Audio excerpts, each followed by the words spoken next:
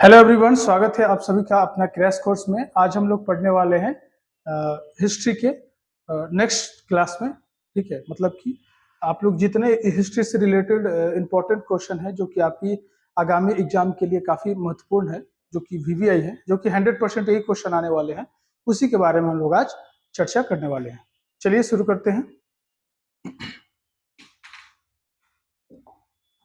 देखिए, पहला जो क्वेश्चन है हम लोग का, फतेहपुर सीकरी के विषय में आप क्या जानते हैं। तो देखिए, फतेहपुर सीकरी क्या है। मुगलों की जब राजधानी हुआ करती थी, मतलब कि 1556 ईस्वी के आसपास, जब अकबर जैसे ही राजा बना, तो उस समय मुगल की जो राजधानी थी वो आपको थी कहाँ पे, वो आपको थी आगरा में। यानी मुगलों की राजधानी अकबर के समय कहाँ थी, तो आगरा में थी। तो फिर क्या हुआ कि 1570 के आसपास, ठीक है, 1570 ईस्वी में फतेहपुर सीकरी को राजधानी बनाने का ख्याल किसको आया, अकबर को आया। इसके पीछे भी कहानी क्या है कि अकबर जो है ना, वो शेख मोइनुद्दीन चिश्ती का जो है ना, वो काफी ज्यादा उनके प्रति जो है ना उसकी उसकी भावना थी और वो उनको मानता था। तो शेख मोइनुद्दीन चिश्ती का जो दरगाह है वो आपको कहाँ है, अजमेर शरीफ है। कहाँ पे है, अजमेर शरीफ। तो वो अपनी राजधानी को वैसे जगह पे स्थानांतरित करना चाहता था, ठीक है, जहां से मतलब कि सीधे अजमेर शरीफ, मतलब इनके दरगाह पर जाया जा सके। तो वहां पे जो इसकी राज थी, तो ये फतेहपुर सीकरी जो जो लोकेशन होता था, वहां से सीधे मार्ग जो जाता था यहीं पर जाता था। कहाँ पे, इनके दरगाह पर। शेख जो है ना, मोइनुद्दीन चिश्ती के दरगाह के पास ही जाता था। इसलिए अपनी राजधानी को वहां पर स्थानांतरित करने के लिए सोच रहा था और स्थानांतरित किया भी। वहां पे सुंदर महल वगैरह भी बनाया। लेकिन हुआ यूं कि जैसे जैसे फिर समय बीतता चला गया और इसकी साम्राज्य जो है बड़ी होती चली गई, तो वहां से उसको शासन करने में दिक्कत हो रही थी। देखिए, राजधानी मोस्टली वैसे जगह पर बनाया जाता है जो आपका पूरे राज्य का केंद्र बिंदु हो, ठीक है, उसी को ही राजधानी बनाया जाता है। तो इसको दिक्कत हो रही थी। फिर वापस आपको 1585 ईस्वी के आसपास में अकबर ने अपनी राजधानी को फतेहपुर सीकरी से हटाकर लाहौर स्थानांतरित कर दिया। कहाँ पे स्थानांतरित कर दिया, तो लाहौर। ठीक है, यानी क्वेश्चन आपको ऐसे भी बन सकते हैं कि अकबर जैसे ही शासक बना था, यानी 1556 ईस्वी में, तो उस समय मुगल काल की राजधानी कहाँ थी, तो आपको थी आगरा में। फिर आपको 1570 ईस्वी में उसकी राजधानी कहाँ हुई, तो फतेहपुर सीकरी में हुई। और फिर 1585 ईस्वी में उस वो है ना अपनी राजधानी को क्या किया, वहां से हटाकर कहाँ पे लेके चला आया, तो लाहौर में स्थानांतरित कर दिया। ठीक है, चलिए नेक्स्ट क्वेश्चन देखते हैं हम लोग।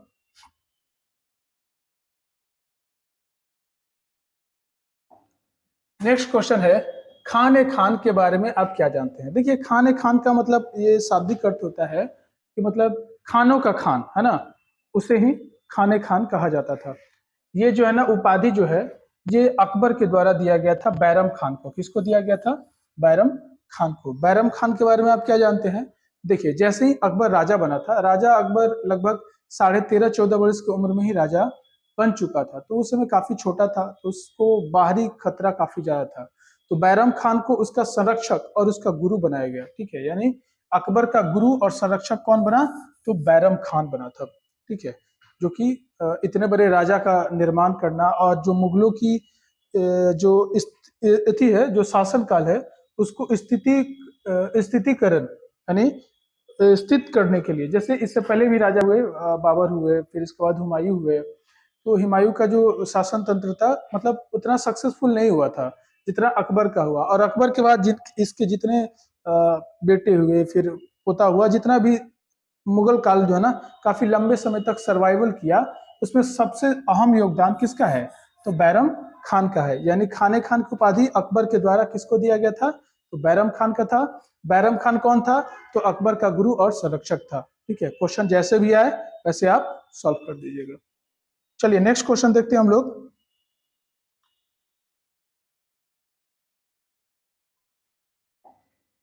नेक्स्ट क्वेश्चन है, अबुल फजल कौन था। ठीक है, तो अबुल फजल भी जो अकबर के 9 रत्न होते थे, 9 रत्न में अबुल फजल का स्थान था। और अबुल फजल एक आपको महान कवि, निबंधकार, इतिहासकार और राजनीतिक और सेनापति और आलोचना तक मतलब कि जो जो सेनापति की जो आलोचना होती थी, जो कमियां होती थी, उनको उजागर करने का काम भी करता था, यानी बहुत विद्वान आदमी था। ठीक है, और ये अकबर के नौ रत्नों में शामिल था। इसके द्वारा सबसे इंपॉर्टेंट जो घटना है, काम किया गया है, इसने क्या किया है, तो अकबरनामा, जो अकबर की जो जीवनी है उसको लिखा है। किसने? अबुल फजल। ऐसा क्वेश्चन आ सकता है कि अकबरनामा को किसने लिखा है, तो अबुल फजल ने लिखा है। ठीक है, तो अबुल फजल ने अकबरनामा तथा आईने अकबरी, है ना, इसको ना लिखा है। कौन सी भाषा में लिखा है, ये भी क्वेश्चन पूछे तो कौन सी भाषा में लिखा है, तो ये फारसी भाषा में लिखा गया है। क्वेश्चन यदि ऐसा है कि आईने अकबरी कौन सी भाषा में लिखी गई है, तो फारसी भाषा में लिखी गई है। किसके द्वारा लिखी गई है, तो अबुल फजल के द्वारा लिखी गई है। चलिए नेक्स्ट क्वेश्चन देखते हैं हम लोग।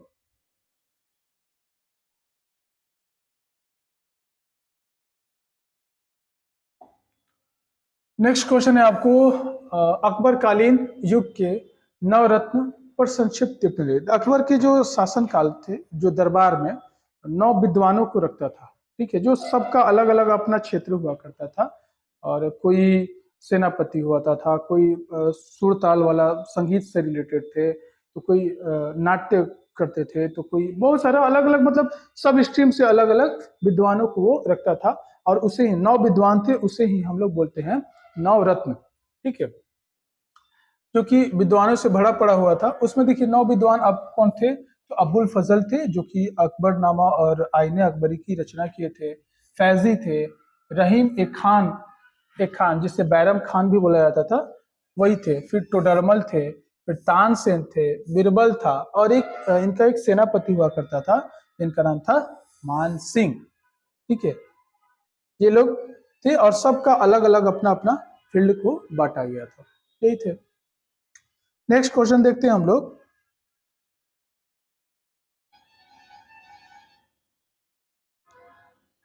देखिए नेक्स्ट क्वेश्चन है चांद बीबी पर संक्षिप्त टिप्पणी लिखिए। देखिए चांद बीबी जो थी, वो जो विजयनगर साम्राज्य है, ठीक है, जिसकी स्थापना हरिहर और बुक्का ने किया था।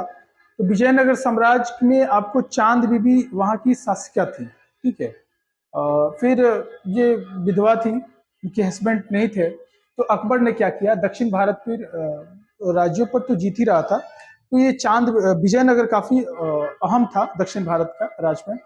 तो इसको मतलब अपने राज में शामिल करने के लिए अकबर ने कितना प्रयत्न किया। वो युद्ध नहीं चाहता था, कि मतलब कि वो स्त्री थी, ठीक है, और एक काफी बहादुर स्त्री थी, और स्त्री के साथ वो युद्ध नहीं करना चाहता था।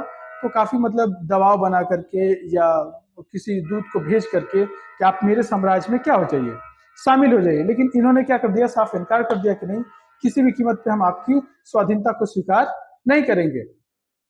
फिर हुआ यूं कि फिर अंततः क्या करना पड़ा, अकबर को इनसे युद्ध करना पड़ा। और ये युद्ध में मतलब सोच सकते हैं कि जो इतना बड़ा मुगल साम्राज्य है, जिसके राजा अकबर है, ठीक है, और एक छोटा सा राज विजयनगर, वो डरा नहीं है। वो भी मतलब लेडीज थी, वो डरी नहीं, और साहस से क्या की इनका युद्ध की। और युद्ध में वो क्या हो गई, भले वो हार गई, लेकिन वो उनके साहस और दृढ़ता के चलते आज भी उनको काफी ख्याति हुई, और लोग आज भी उनको याद करते हैं साहसी स्त्री के रूप में। ठीक है, तो हार गई, और फिर विजयनगर साम्राज्य को वो अकबर अपने साम्राज्य में क्या किया, हिला लिया था।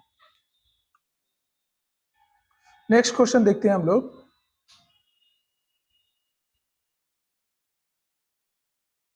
देखिए नेक्स्ट क्वेश्चन है बुका बुकानन कौन थे, है ना, बुकानन कौन थे, और उनके संक्षिप्त परिचय देना है, यानी। तो देखिए बुकानन जो थे ना, वो फ्रांसीसी चिकित्सक थे। बुकानन कौन थे, तो फ्रांसीसी चिकित्सक थे, यानी फ्रांस के एक डॉक्टर थे, जो भारत में आपको 1794 ईस्वी में आए थे। और 1794 से 1815 ईस्वी तक वे चिकित्सा सेवा में थे, यानी वो चिकित्सक के रूप में यहाँ पर भारत में काम किए थे। कब, 1794 से 1815 तक। ठीक है, और वो कहाँ के चिकित्सक थे, तो बंगाल के चिकित्सक थे। भारत के जो गवर्नर उस समय थे, कौन, तो जनरल लॉर्ड वेलेजेली। कौन थे, लॉर्ड वेलेजेली। तो लॉर्ड वेलेजेली के भी क्या थे, वो शल्य चिकित्सक रहे। ठीक है। फिर आगे चल के इनकी सबसे इंपॉर्टेंट जो काम है इन्होंने क्या किया था कि कलकत्ता में एक जो अभी भारत का सबसे बड़ा जो चिड़ियाघर है, जूलॉजिकल गार्डन ऑफ इंडिया, जिसे, ठीक है, वो चिड़ियाघर का निर्माण इन्होंने ही किया था। किन्होंने किया था? इनका नाम है बुकानन। क्या नाम है इनका? बुकानन। यदि क्वेश्चन ऐसा है कि कोलकाता, भारत में जो कोलकाता में सबसे बड़ा चिड़ियाघर है, उसका निर्माण किसने किया था? तो बुकानन ने ही किया था। और फिर आपको ये ईस्ट इंडिया कंपनी की ओर से काम भी करने लगे। 1815 ईस्वी में इनकी तबीयत खराब हो गई, ये बीमार हो गए, और बुकानन अपने माता जी की मृत्यु के साथ ही हैमिल्टन को भी जोड़ दिया। मतलब इनकी जो माता जो थी, वो उनका टाइटल जो था वो हैमिल्टन था। वो जैसे ही उनकी मृत्यु हो गई तो अपने नाम के अंत में वो टाइटल में वो क्या करने लगे, तो हैमिल्टन भी लगाने लगे। ठीक है, इसीलिए अक्सर उनको बुकानन हैमिल्टन भी कहा जाता है। और फिर इनकी क्या हो गई? मृत्यु हो गई। चलिए नेक्स्ट क्वेश्चन देखते हैं। नेक्स्ट क्वेश्चन है, मुगल काल में महिलाओं की स्थिति पर प्रकाश डालिए। यानी मुगल काल में महिलाओं की स्थिति कैसे थी? तो देखिए, मुगल काल में महिलाओं की स्थिति उतनी बढ़िया नहीं थी, है ना। कैसे? तो मुगल काल में सबसे जो भयावह स्थिति थी वो आपको थी पर्दा प्रथा, और दूसरा जो था वो सती प्रथा।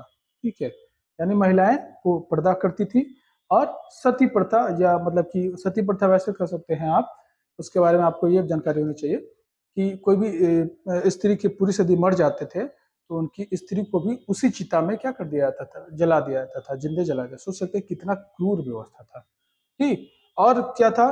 तो बहु पत्नी प्रथा की भी व्यवस्था थी। मतलब कि एक से लोग ज्यादा, मतलब दो तीन बीवियों से शादी करते थे। और सोचिए, और उनकी डेथ हो गई तो वो सारे को क्या करना पड़ता था? सती प्रथा करना पड़ता था। ये गलत था, ये ऐसी प्रचलित व्यवस्था थी। लेकिन जो मुगल काल से रिलेटेड जो थी इन राजघराने में वैसी महिलाएं भी थी जिन्होंने अच्छा काम भी किया था। जैसे आपको गुलबदन बेगम, है ना, गुलबदन बेगम ने क्या किया? वो हुमायूं नामा की रचना की। यदि क्वेश्चन ऐसे आया कि हुमायूं नामा की रचना किसने किया था, तो गुलबदन बेगम ने किया था, जो कि स्त्री ही थी। और एक और थी जिनका नाम था जहां आरा। ठीक है, जहां आरा ने वो क्या की थी? तो वो आपको व्यापार निर्माण में काम में रुचि लेती थी। ये भी स्त्री होकर के आपको व्यापार और निर्माण वगैरह के काम में क्या करती थी? रुचि लेती थी। लेकिन बाकी जो स्त्रियां थी उनकी स्थिति दयनीय थी, यानी उनकी स्थिति सही नहीं थी। नेक्स्ट क्वेश्चन देखते हैं हम लोग। देखिए, नेक्स्ट क्वेश्चन है, जमींदार कौन थे और मुगल व्यवस्था में उनकी भूमिका क्या थी? देखिए, जमींदार क्या होते थे? तो मुगल काल में ग्रामीण समुदायों में जमींदारी प्रथा जो थी वो प्रभावशाली वर्ग के हाथों में थी। ठीक है, जो दबंग था, जो बड़ा था, उच्च कोटि का था, वही जमींदार बनता था। ठीक है, जिनका भूमि और कृषि से संबंध तो था, परंतु वे प्रत्यक्ष रूप से कृषि में भाग नहीं लेते थे। मतलब अब मान लीजिए उनका मूल रूप से यही काम था कि किसानों से वो जो टैक्स वगैरह है उसको वसूल करके क्या किया जाए? दिया जाता था अपने, मतलब राजा या जो भी है उनको देना था। और वो लोग खेती करते नहीं थे, करवाते थे। उनके पास काफी ज्यादा जागीर होती थी। ठीक है, जमींदारों की को मुख्य 3 श्रेणियों में बांटा गया। जो भी जमींदार होते थे उनको 3 श्रेणियों में बांटा गया था। ठीक है, कौन कौन? तो स्वायत्त सरदार, और मध्यवर्ती जमींदार, और प्राथमिक जमींदार। 3 वर्गों में उनको बांटा गया था। स्वायत्त सरदार, मध्यवर्ती जमींदार और प्राथमिक जमींदार के रूप में उनको क्या किया गया था? बांटा गया था। नेक्स्ट क्वेश्चन देखते हैं हम लोग। देखिए, नेक्स्ट क्वेश्चन है, सांची के स्तूप के संरक्षण में भोपाल की बेगमों की भूमिका पर चर्चा करें। देखिए, सांची का स्तूप आपको पता होगा, वो आपको कहाँ है? मध्य प्रदेश में है। जैसे ही गौतम बुद्ध की मृत्यु होगी तो उनके अस्थियों को जलाने के बाद इनके अवशेष को 8 भागों में बांटा गया है। ठीक है, उसे ही हम लोग बोलते हैं स्तूप। ठीक है, जो आपको मध्य प्रदेश में बनाया गया है, उसके संरक्षण करने के लिए मान लो कि बहुत सारे राजा वगैरह हैं जो कि और जो स्तूप है उसमें काफी दिलचस्पी आपको यूरोप वगैरह के जो भी अंग्रेज वगैरह या जो भी यूरोप की वगैरह में है, डच फ्रांसीसी जो भी है, ये लोग काफी ज्यादा दिलचस्पी दिखाते कि आखिर है क्या। ठीक है, तो उसको बचाना काफी इंपॉर्टेंट था। तो देखिए उस समय जो बेगम जो थी भोपाल की, उन्होंने क्या क्या अपना काम किया उसके बारे में। तो देखिए जो बेगम थी जिनका नाम था जहां बेगम, क्या नाम था उनका, जहां बेगम, उनकी जो आत्मकथा है ताज उल इकबाल तारिक, क्या नाम है उनका, ताज उल इकबाल तारिक, ये उनकी आत्मकथा है। ठीक है, इसमें क्या लिखी गई है, तो भोपाल का इतिहास इसमें वर्णित किया गया है। और उसी बुक को अध्ययन करके ये पता चला कि जो जहां शाहजहां बेगम जो थी वो क्या की थी, स्तूपों को काफी हद तक उनको बचाई थी और उनके प्रचार प्रसार भी की थी।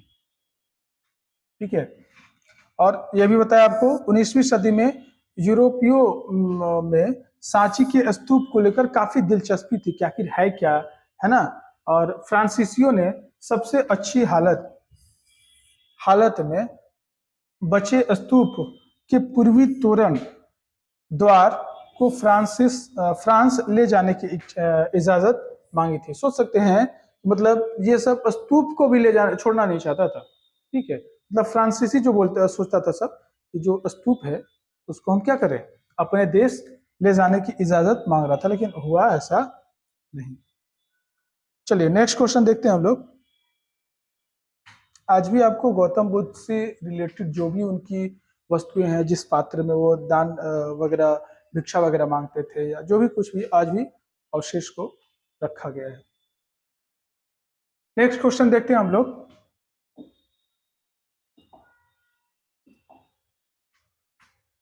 अमीर खुसरो कौन था और उसके नाम के साथ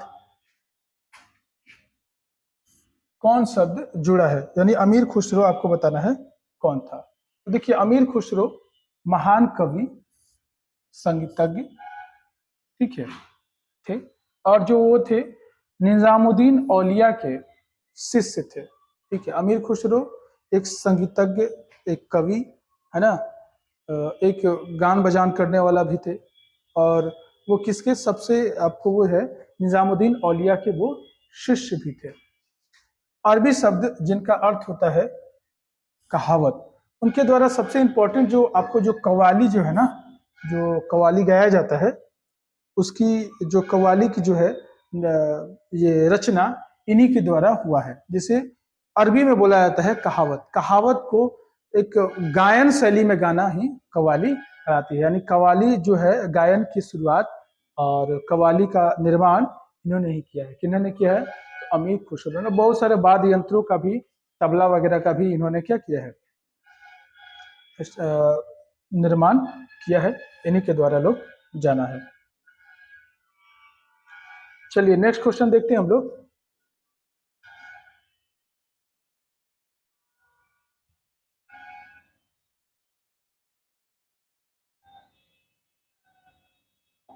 देखिए नेक्स्ट क्वेश्चन है, भक्ति और सूफी आंदोलन एक दूसरे के पूरक थे, कैसे व्याख्या कीजिए।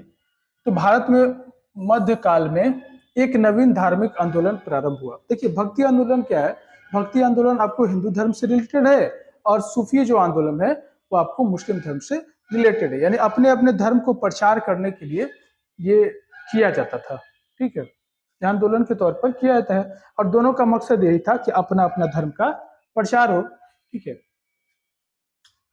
हालांकि रीति रिवाजों में एक दूसरे से बिल्कुल है ना। हिंदू धर्म का रीति रिवाज अलग है और मुस्लिम धर्म का रीति रिवाज भी क्या है, अलग है, लेकिन इनका मेन जो मकसद था समाज में अपने अपने धर्म को प्रचार करना ही था। चलिए नेक्स्ट क्वेश्चन देखते हैं हम लोग।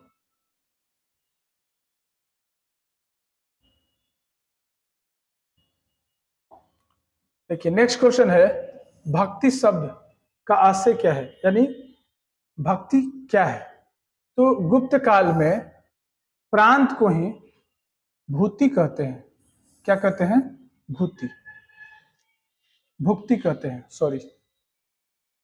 गुप्त काल में प्रांत को ही क्या कहते हैं, तो भुक्ति कहते हैं। प्रांत मतलब जैसे छोटे छोटे राज्य को भी प्रांत भी बोला जा सकता है। तो प्रांत को ही क्या बोलते थे, गुप्त काल में भुक्ति कहते थे। प्रांत कई इकाइयों में बटा हुआ था और भुक्ति का प्रबंध मुख्यतः राजकुमारों अथवा राजवंश के विश्वसनीय जो लोग होते थे उन्हें ही सौंपा जाता था। भुक्ति क्या होती थी, तो भुक्ति गुप्त काल में प्रांत को बोली जाती थी और उसका शासन कौन करते थे, तो राजा के लड़का, जिसे हम लोग बोलते हैं क्या, युवराज। युवराज करते थे या राजा के काफी खास विश्वसनीय जो थे लोग, वो लोग इन पर शासन करते थे। ठीक है, यानी भुक्ति कौन थे, तो भुक्ति मतलब होता है प्रांत।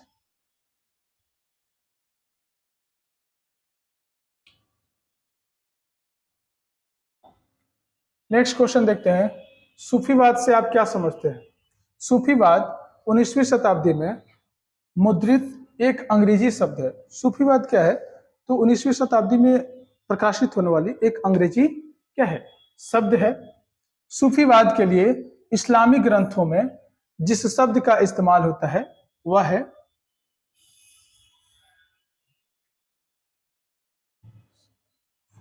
तस्वुफ। ठीक है, यानी सूफीवाद को इस्लामी धर्म ग्रंथ में क्या बोला जाता है, तस्वुफ। कुछ विद्वानों के अनुसार यह शब्द सूफू से लिया गया है। बहुत सारे विद्वान क्या मानते हैं कि जो ये शब्द है इसको कहां से लिया गया है, तो सूफ से निकाला गया है, जिसका अर्थ होता है, सूफ का अर्थ होता है ऊन। क्या होता है, ऊन।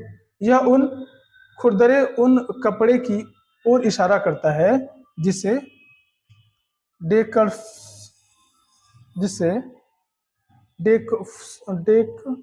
सूफी, जिसे क्या बोलते हैं, डेक सूफी पहनते थे। ठीक है, इसी को हम लोग बोलते हैं सूफ। अन्य विद्वान इन शब्द की व्युत्पत्ति साफा से माना जाता है और जिसका अर्थ होता है साफा। यह भी संभवतः यह शब्द साफा से निकाला हो, जो पैगंबर की मस्जिद के बाहर एक चबूतरा था। ठीक है, जहां से निकट अनुयायियों की मंडली धर्म के बारे में जानने के लिए क्या होती थी, इकट्ठी होती थी। नेक्स्ट क्वेश्चन देखते हैं हम लोग।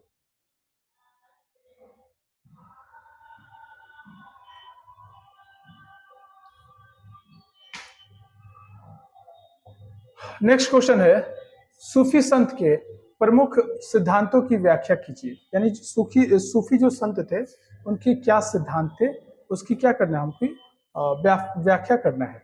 देखिए, सूफी लोग इस्लाम धर्म को मानने के साथ साथ एकेश्वरवाद पर जोर देते थे, यानी एक ही ईश्वर अल्लाह को ही मानना है और दूसरे को नहीं मानना है। और वो लोग क्या करते थे, पीरों और पैगंबरों के उपदेशों को मानते हैं। यानी सूफी जो लोग हैं वो किस पर ज्यादा, सबसे ज्यादा बल देते हैं, एकेश्वरवाद पर, यानी एक ही ईश्वर है अल्लाह। ठीक है, और उनके आपको पीर और पैगंबरों के उपदेशों को क्या करना है, फॉलो करना है। यानी एक ही को उनके लिए भगवान होते हैं, उन्हीं को वो लोग क्या करते हैं, फॉलो करते हैं। दूसरा होता है रहस्यवाद। उनकी विचारधारा रहस्यवादी होती है ना, उनकी जो सोच होती है वो कैसी होती है, रहस्यवादी होती है। इनके अनुसार कुरान के छिपे रहस्य को महत्व दिया गया। जो भी कुरान में छिपे जो रहस्य हैं उनको क्या किया गया है, महत्व दिया गया है। सूफी सारे विश्व के कण कण में अल्लाह को देखते हैं। जो सूफी लोग होते हैं वो लोग क्या करते हैं, तो सारे कण कण में किसको देखते हैं, तो अपने जो है ना भगवान, वो अल्लाह को क्या करते हैं, देखते हैं। प्रेम साधना पर जोर देते हैं। सूफी लोग क्या बोलते हैं कि प्रेम और साधना पर बल देते हैं। और भक्ति संगीत करते हैं। वो लोग क्या करते हैं, धर्म को प्रचार करने के लिए कव्वाली वगैरह गाया जाता है। ठीक है, लेकिन कव्वाली का स्टार्टिंग कहाँ से हुआ था, तो आपको बताए थे अमीर खुसरो के द्वारा हुआ था और वो निजामुद्दीन औलिया का शिष्य था। उसने सबसे पहले वहाँ की दरगाह पर गायन करता था और इसके चलते ही पूरे वर्ल्ड में जितने जो दरगाह हैं वहाँ पर कव्वाली गाया जाता है। ठीक है, तो उसी का सबसे बड़ा योगदान था। गुरु या पीर को महत्व दिया जाता था। गुरु या पीर को महत्व देते थे कौन? सूफी लोग। नेक्स्ट क्वेश्चन देखते हैं हम लोग। नेक्स्ट क्वेश्चन है, चिश्ती संप्रदाय के 3 प्रमुख संतों का संक्षिप्त परिचय दे। यानी जो चिश्ती संप्रदाय है उसमें जो 3 जो संत थे उनके बारे में आपको बताना है। तो 3 संत आपको थे, जो थे आपको शेख कुतुबुद्दीन बख्तियार काकी। कौन थे? बख्तियार काकी। ये मोइनुद्दीन चिश्ती के प्रमुख शिष्य थे। ये किसके शिष्य थे? तो मोइनुद्दीन चिश्ती के शिष्य थे। ये जो है इल्तुतमिश जब आया था उस समय ये भारत आए थे। इनका जन्म 1235 ईस्वी में फरगना में हुआ था। यानी बख्तियार जो काकी थे इनका जन्म कहाँ हुआ था? तो फरगना में हुआ था। फरगना के गौस नामक स्थान पर हुआ था। ठीक। बख्तियार का अर्थ होता है भाग्य बंधु और मोइनुद्दीन का दिया हुआ, यही इनका अर्थ होता है। अब नेक्स्ट जो गुरु है इनका नाम क्या है? फरीद उहीन जंग ए सकर। क्या नाम है उनका? फरीद उन्ही जंग ए सकर। इनका जो जन्म है वो आपको मुल्तान के जिले, मुल्तान में एक जिला है जिसका नाम है क्या है? कठवाल। ठीक है, मुल्तान के कठवाल में इनका जन्म हुआ है। कब हुआ है? तो 1175 ईस्वी में इनका जन्म हुआ है। बाबा फरीद के नाम से ये प्रसिद्ध है। कौन? फरीउद्दीन गज ए सकर को क्या नाम से जानते हैं लोग? बाबा फरीद के नाम से जानते हैं। ये 3 पत्नियों में से एक प्रथम पत्नी जिनका नाम था बलवन, क्या नाम था उनका? बलवन की पुत्री जो थी उनका नाम हुरैजा। क्या नाम था उनका? नाम हुरैजा था। इन्होंने 3 शादियां की और जो 3 शादियों में जो पहली जो पत्नी थी वो बलवन की पुत्री थी जिसका नाम क्या था? फिरोजा। ऐसा क्वेश्चन आ सकता है कि जो थे बाबा फरीद ने किनकी पुत्री से शादी किया था? तो बलवन की पुत्री से शादी किया था जिसका नाम क्या था आपको? हुरैजा। क्या नाम था? हुरैजा। तीसरे जो गुरु थे वो शेख निजामुद्दीन औलिया थे। कौन थे? शेख निजामुद्दीन औलिया। देखिए इनका वास्तविक नाम मोहम्मद बिन दानियाल अल बुखारी था। यानी शेख निजामुद्दीन औलिया का वास्तविक जो नाम था मोहम्मद बिन दानियाल अल बुखारी था।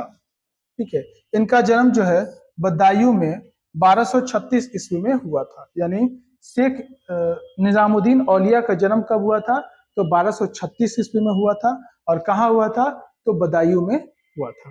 ठीक है, और इन्होंने अपने जीवन काल में दिल्ली के 7 सुल्तान, ये इंपॉर्टेंट है आपको, यदि क्वेश्चन ऐसे पूछे कि दिल्ली के 7 सुल्तानों को किसने देखा है, राज्यों को देखा है, तो ये आपको कौन हो जाएंगे? तो शेख निजामुद्दीन औलिया। इन्होंने दिल्ली के 7 सुल्तानों को देखा है। बहुत सारे बाद भी हुआ है। जो अलाउद्दीन खिलजी था, इनसे बोला कि हिसाब किताब लेना है या जो भी, तो उनको बोले थे कि मेरे पास 10 दरवाजे हैं, यानी तुम इस दरवाजे से आओ अगर तो मैं इस दरवाजे से निकल जाऊंगा। फिर एक और जो राजा हुआ करते थे, जो उन्होंने बोला था कि हम आ रहे हैं तुमसे हिसाब किताब लेने के लिए, तुमने क्या क्या टैक्स को चोरी किया या जैसे किया, इतने सारे पैसों को कैसे यूज किया धर्म के नाम पे। तो उन्होंने बोला था कौन? निजामुद्दीन औलिया ने, हुजूर अभी दिल्ली बहुत दूर है। ये सब फेमस डायलॉग है। यदि ऐसा भी क्वेश्चन आपको आता है कि कौन से राजा को निजामुद्दीन औलिया ने क्या क्या बोला था। ठीक है, नेक्स्ट क्वेश्चन देखते हैं हम लोग।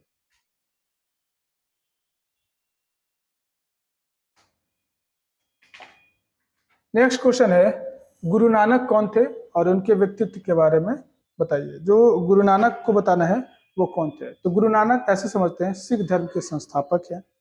ठीक है, ये पंजाब में भक्ति आंदोलन का ज्वार लाने का श्रेय इन्हीं को जाता है। ठीक, ये जात पात धर्म वर्ग और मूर्ति पूजा के विरोधी थे। जो गुरु नानक है ये जात पात धर्म और मूर्ति जो पूजा होती है इसके क्या है? विरोधी हैं। ठीक है, इन्होंने नस्काम भक्ति और शुभ कर्म तथा शुद्ध जीवन को ईश्वर की प्राप्ति का मार्ग बताया है। ये हिंदू मुस्लिम एकता के समर्थक थे। उनका स्वाभाविक मिठास और सबसे प्रेम करने की भावना के कारण हिंदू और मुसलमान दोनों उनको क्या करते थे, आदर करते थे। गुरु नानक को इन्होंने दो प्रथा चालू की, लंगर और एक पंगत। लंगर मतलब जो भी ये लोग सिख धर्म के जो जाते हैं गुरुद्वारा में मिलते जुलते हैं और इनकी पूजा वगैरह कर, जो भी है इनकी पूजा पद्धति वैसे पूजा करते हैं, तो वहां पर क्या होता है, लंगर लगता है। हर एक डेली लंगर लगती है। लंगर में क्या होती है कि भोजन की व्यवस्था होती है, इकट्ठे होकर के पूजा करते हैं और लंगर की व्यवस्था करते हैं। लंगर और पंगत की व्यवस्था होती है। किसने चालू किया था, तो गुरु नानक ने ही चालू किया था। चलिए नेक्स्ट क्वेश्चन देखते हैं हम लोग। रामानुज और रामानंद पर संक्षिप्त टिप्पणी लिखी, यानी रामानुज कौन थे और रामानंद कौन थे, ये आपको बताना है। तो देखिए रामानुज जो थे वो शंकराचार्य के बाद भक्ति संत रामानुज हुए, ठीक है, यानी शंकराचार्य के बाद कौन हुए, तो रामानुज हुए। इन्होंने प्रथम वैष्णव आचार्य माना जाता है। किन्हें, रामानुज को क्या माना जाता है, तो प्रथम वैष्णव आचार्य माना जाता है। इनका कार्यकाल 12वीं शताब्दी में था, यानी ये कब से कब काम कर रहे थे, तो 12वीं शताब्दी में इनका कार्यकाल था। और इन्होंने सगुण ब्रह्म की भक्ति पर जोर दिया तथा कहा कि उसकी सच्ची भक्ति ज्ञान तथा कर्म से ही क्या होती है, मोक्ष की प्राप्ति आपको हो सकती है। फिर आते हैं आपको रामानंद।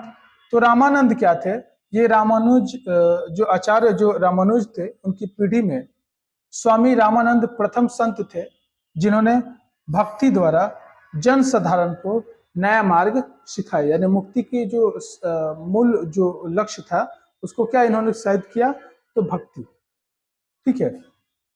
उनका समय जो था आपको 14वीं शताब्दी माना जाता है, 14वीं 15वीं शताब्दी के बीच उनको माना जाता है।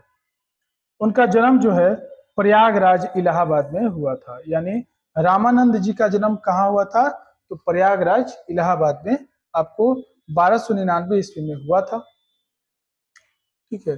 कहाँ पे, तो वो ब्राह्मण परिवार में हुए थे और उन्हें एकेश्वरवाद पर जोर देकर हिंदू मुसलमानों में प्रेम और भक्ति संबंध के साथ सामाजिक समाधान प्रस्तुत किए, ठीक है। और उन्होंने हिंदू समाज के 4 वर्ण, हिंदू समाज में कितने वर्णों में बांटा गया है, तो 4, कौन कौन, तो ब्राह्मण, क्षत्रिय, वैश्य और शूद्र को भक्ति का उपदेश दिया। पहले क्या होता था कि जो भी वेद वगैरह होती थी, वेदों की संख्या कितनी है, 4 है ना, वेद है 4, वेदांग है 6 है। तो आपको वेदों को सिर्फ ब्राह्मण वगैरह ही पढ़ते थे, और फिर आपको आया वेदांग, फिर आया आपको पुराण। तो पुराणों को क्या होती थी, स्त्रियों वगैरह को पढ़ने की इजाजत नहीं थी, वो लोग मंदिरों में जाकर बैठती थी और बहुत सारे लोग बैठते थे और पंडित जी जो ब्राह्मण होते थे वो पढ़ते थे तो लोग सुनते थे, है ना। फिर ये प्रथा धीरे धीरे क्या होने लगी, इसको समाप्त किया गया और बेहतर ही हुआ। सबका अधिकार होता है पढ़ना, जो जिस धर्म से है उसको पढ़ना बिल्कुल उसका अधिकार होता है। लेकिन पहले काफी ज्यादा ये क्रिटिसाइड होती थी, उनको मतलब ये काफी मतलब ऐसा हीन भाव से लोग देखता था। लेकिन अब जो है ना समाज में धीरे धीरे ये मानसिकता खत्म होती जा रही है, जो कि अच्छी चीज है। नेक्स्ट क्वेश्चन देखते हैं हम लोग।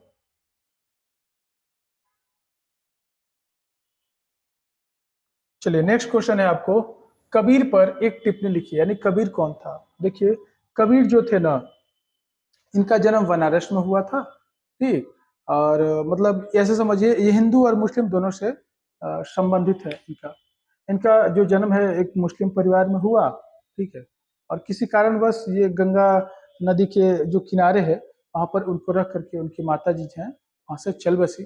फिर एक हिंदू जो परिवार था उसको कोई संतान नहीं था, तो उसको वहां पर मिल गया, तो वो उठाकर इनको घर ले गया, लालन पालन किया, पोषपाल किया। और फिर आगे चलकर ये क्या हो गए, तो ये आपको बहुत बड़े आपको कवि वगैरह या धर्म सुधारक भी इनको लोग जाना जाता है। इन्होंने क्या किया, ये भक्ति, वे मात्र भक्ति ही नहीं बड़े समाज सुधारक भी थे, यानी भक्ति के साथ साथ समाज सुधारक का भी इनका काम था।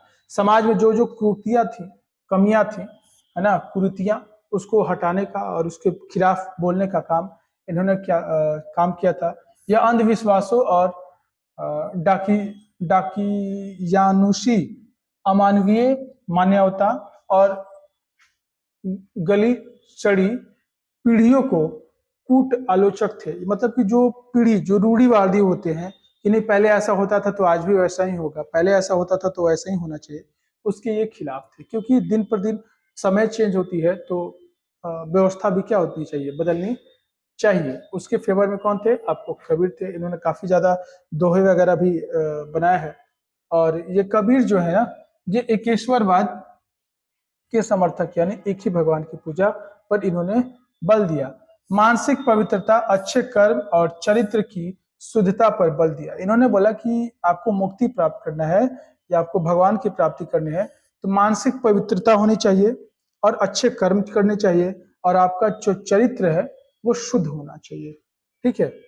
इन्होंने जाति, धर्म या वर्ग की प्रधानता नहीं दी। इन्होंने धार्मिक कृतियां, अम्बेडकरों और अंधविश्वासों और कर्म कांडों की जो है ना वो काफी करते, उनको उनके खिलाफ थे। और मूर्ति पूजा को वो खंडन करने का उद्देश्य से ये लिखा था। इनका एक दोहा जो है ना, ये काफी ज्यादा फेमस भी हुआ था। पाहन पूजे हरि मिले तो मैं पूजू पहाड़, ताते तो चाकी भली पीस खाए संसार, है ना। इनके द्वारा ये जो दोहा है काफी फेमस था। यानी पाहन पूजे हरि मिले तो मैं पूजू पहाड़, ताते तो चाकी भली पीस खाए संसार। चलिए नेक्स्ट क्वेश्चन देखते हैं हम लोग।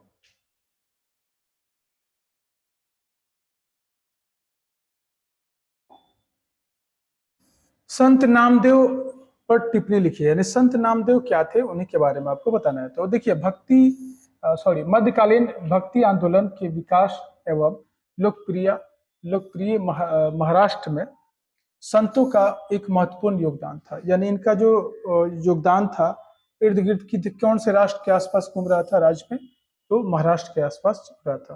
यानी उन्हीं के आसपास इनका जन्म हुआ था। ठीक है। नामदेव ने भरपूर कोशिश के साथ जाति प्रथा का खंडन किया। नामदेव जाति से दर्जी थे। यानी ऐसा कोई वन लाइनर क्वेश्चन आए कि नामदेव कौन सी जाति से थे, तो ये आपको बताना है कौन सी जाति से, तो दर्जी जाति से थे। अपने पैतृक व्यवसाय यानी पिता के व्यवसाय की ओर कभी आकर्षित नहीं हुए तथा वो साधु संगत, है ना, कि उन्होंने क्या किया, मतलब कि जो उनका जो पेशा था, पैतृक पेशा जो कि उनके पिताजी करते थे, उस पर वो ज्यादातर ध्यान नहीं देते थे। वो हमेशा किसके संगत में रहते थे, साधु संतों को, साधु और संतों की क्या होने थे, वो संगत में ही रहना चाहते थे। संत विमो विमुआ खेमच उनके गुरु थे। यानी क्वेश्चन ऐसे आ सकता है, उनके गुरु का नाम क्या था, तो संत विमोवा खेमच, क्या नाम था, संत विमोवा खेचम। संत विमोवा खेचम उनके गुरु थे।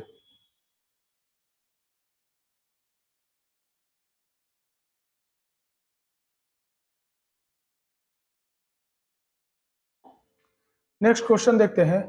मीराबाई पर एक संक्षिप्त टिप्पणी लिखी। यानी मीराबाई क्या थे, तो देखिए मीराबाई जो थी वो, उनका जो जन्म है वो आपको हुआ था राजस्थान में हुआ था। ठीक है।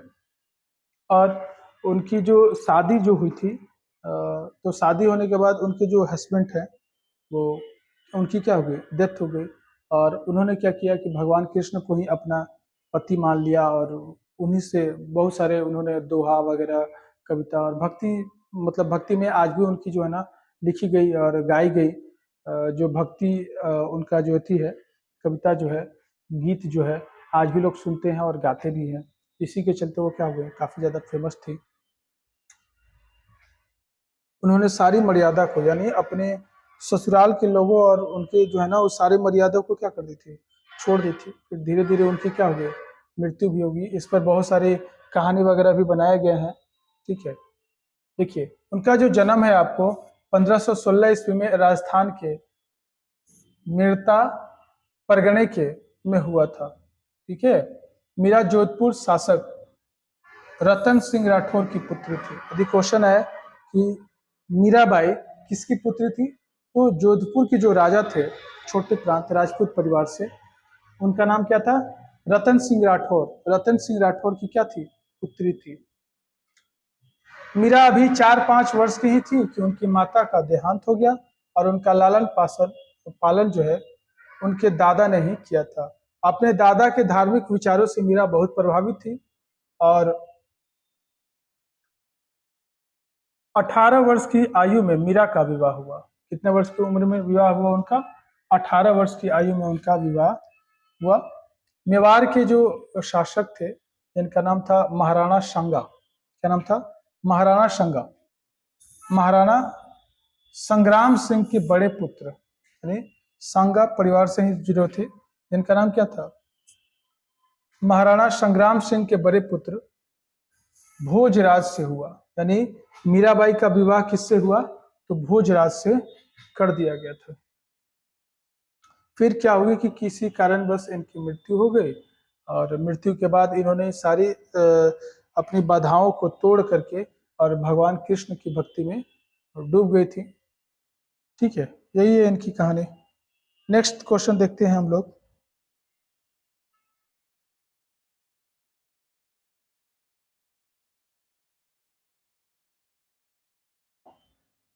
नेक्स्ट क्वेश्चन है वंशधारी व्यवस्था। वंशधारी व्यवस्था की प्रमुख विशेषताओं का वर्णन करें। तो देखिए वंशधारी जो व्यवस्था थी ये अकबर के कार्यकाल के समय इसको क्या किया गया था, जारी किया गया था।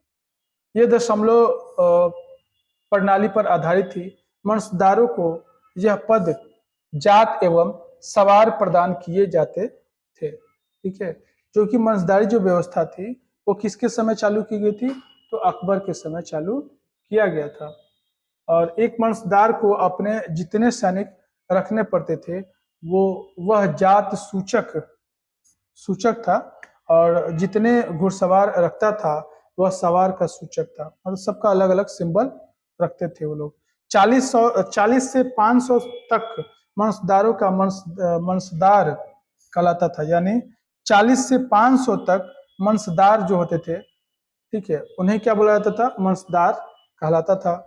और 500 से 2500 का वंशधार अमीर कहलाता था। ठीक, और 2500 से अधिक वंशधार अमीर का जो है ना, अमीर एक उम्दा कहलाता था। ठीक है, वंशधारों को वेतन में उनको नगद रकम मिलता था। जो भी वंशधार होते थे उनको क्या मिलता था, वेतन के रूप में नगद रुपया उनको भुगतान मिलता है। ऐसे समझ सकते हैं वंशधार क्या होते थे। जो भी घुड़सवार होते थे वो इनके पास रहते थे। तो 40 से आपको बता दिए, 40 से 500 के बीच जो होते थे वो वंशधार कहलाते थे और 500 से आपको 2500 के बीच में होते थे वो अमीर कहलाते थे और 2500 से ज्यादा उनके पास होते थे तो वो अमीर उम्मा कहलाते थे। ठीक है, और उन जो भी वंशधार होते थे उनको क्या होती थी, नगद वेतन के रूप में उनको पैसे रुपए दिए जाते थे। नेक्स्ट क्वेश्चन देखते हैं हम लोग।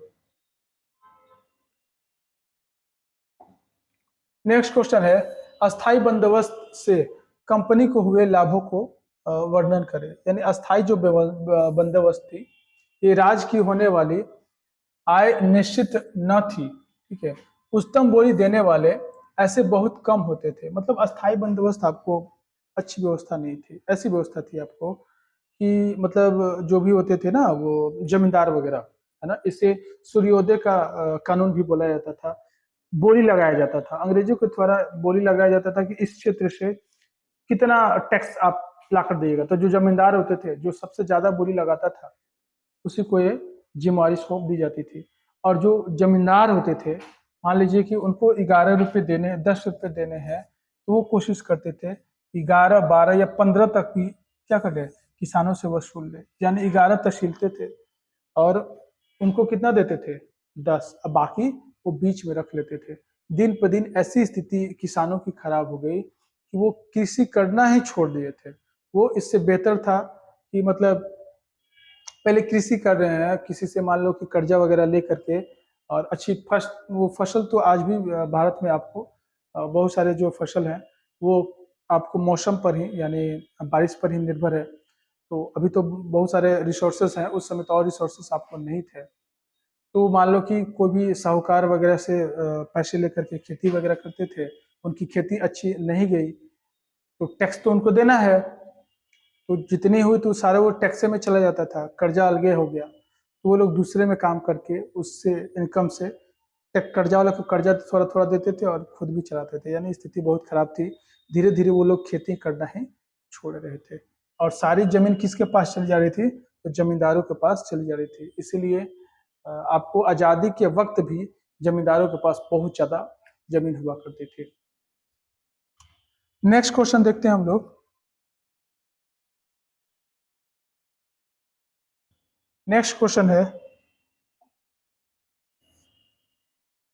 महलवाड़ी व्यवस्था क्या थी? तो महलवाड़ी नामक एक भू व्यवस्था, जमींदारी व्यवस्था, ये मतलब जमींदारी व्यवस्था ही थी, जिसे हम लोग अस्थाई व्यवस्था भी कहते हैं, वही सेम ही थी। इसको 1801 ईस्वी में अवध क्षेत्र में और 1803 से 4 में मराठों अधिकृत प्रदेशों में लगाया गया था। इस व्यवस्था के अंतर्गत प्रति खेत के आधार पर लगान नहीं, निश्चित प्रत्येक महल, महल मतलब बोलता है गांव या जागीर के आधार पर निश्चित किया था। वही आपको जमींदार को दे दिया जाता था कि जो सबसे ज्यादा टैक्स रेवेन्यू लाएगा उसको मिलेगा इनाम के रूप में, ये मिलेगा, चाहे उसको ही क्या दिया जाता है, दे दिया जाता था जिम्मा। तो वो लोग काफी ज्यादा और शोषण करके किसानों से वसूलते थे। यही व्यवस्था को मल्हार व्यवस्था कहते हैं या अस्थाई बंदोबस्त व्यवस्था भी कहा जाता है। नेक्स्ट क्वेश्चन देखते हैं हम लोग, रैयतवाड़ी व्यवस्था। देखिए रैयतवाड़ी व्यवस्था क्या थी, इसको बताना है आपको। देखिए जो वाड़ी व्यवस्था जो थी, है ना, इसको 1802 ईस्वी में, कब, 1802 ईस्वी में इसको लागू किया गया। सबसे पहले इसको लागू आपको मद्रास में लागू किया गया था। इसमें क्या होता था, ये व्यवस्था में, ये उसमें तो मल्हारी व्यवस्था में ऐसे थे कि मतलब कि गांव पे लग गया और उसको टैक्स वसूलते थे जमींदार, और जमींदार के थ्रू अंग्रेजों के पास जाती थी। लेकिन ये जो व्यवस्था थी, इस व्यवस्था में क्या होती थी कि मालिक जो होते थे वो किसान ही होते थे, ठीक है, और उनकी उपज के हिसाब से नहीं, जितनी आपकी रकबा है, जितनी आपकी जमीन है, उस हिसाब से उन पर टैक्स लगाया जाता है। मान लो आपकी 5 बीघा या 10 बीघा जमीन है ना, अब मान लीजिए आपकी खेती आपको 2 बीघा में हुआ या 1 ही बीघा में खेती हुआ, और अच्छे हुए या नहीं उससे कोई मतलब नहीं है, आपको जो भी है 5 या 10 बीघा में है तो उस हिसाब से आपको टैक्स देना पड़ता था। यही व्यवस्था थी रैयतवाड़ी व्यवस्था। ये व्यवस्था सबसे पहले कहाँ लागू की गई थी, तो ये व्यवस्था आपको लागू की गई थी मद्रास में। यह व्यवस्था कब लागू की गई थी, तो 1802 ईस्वी में लागू की गई थी, ठीक है, हेक्टर मुनरो के द्वारा। किसके द्वारा यह व्यवस्था लागू की गई थी, तो हेक्टर मुनरो के द्वारा यह व्यवस्था लागू की गई थी।